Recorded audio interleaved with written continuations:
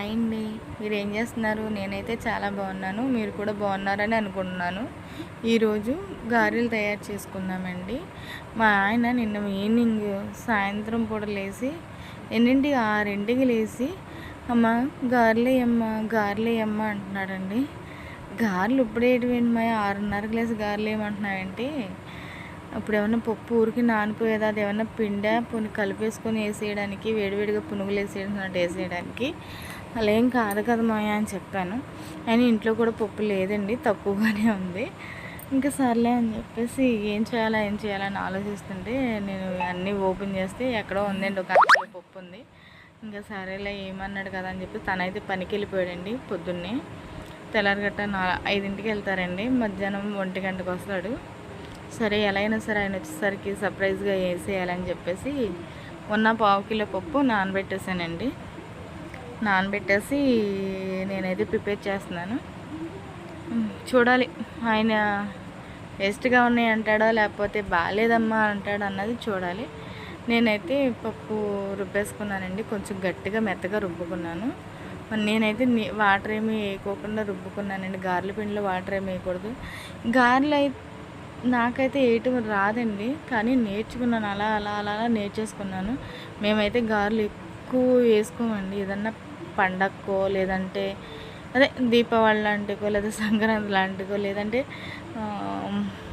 మాలలో ప్రసాదాలకో ఇలా వేస్తాను తప్ప ఇంట్లో ఎప్పుడు గారెలు అన్నది ఏనండి. నేనైతే ఎప్పుడు వేసుకోము కూడా. మేము ఎప్పుడన్నా తినాలని అనుకుంటే మాత్రం ఇలా అడుగుతాడండి, అడిగినప్పుడు మాత్రం వేసుకుంటాము. లేదనుకుంటే ఇడ్లీ, దోశ ఇదేనండి వేసుకునేది. మేము పప్పు ఎక్కువగా వాడేది. ఎప్పుడు మాలేసుకుంటానండి, ప్రతి సంవత్సరం మాలేసుకుంటాడు మా మామయ్య అయితే.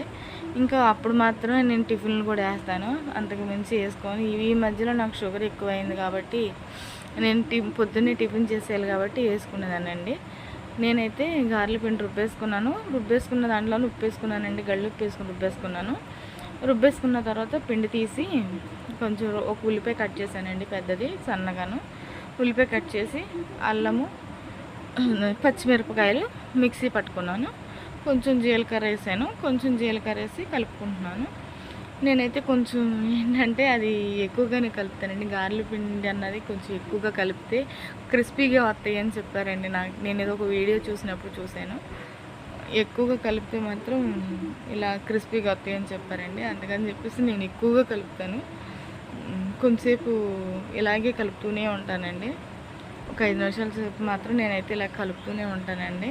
కలిపేసి ఒక 5 నిమిషాలు కూడా గ్యాప్ ఇవ్వను, ఎందుకంటే ఇవి కూడా నూనె పీల్చేస్తాయి అని నమ్మకం నాకు. నేనైతే ఒక 5 నిమిషాలు కూడా గ్యాప్ ఇవ్వనండి. గారెల పిండి తీయటం, ఉప్పు ఇలాంటివి కలుపుకొని పొయ్యి మీద ఆల్రెడీ ఆయిల్ పెట్టేసి ఉంచానండి. ఇంకా గారెలు వేసేసుకోవడమే.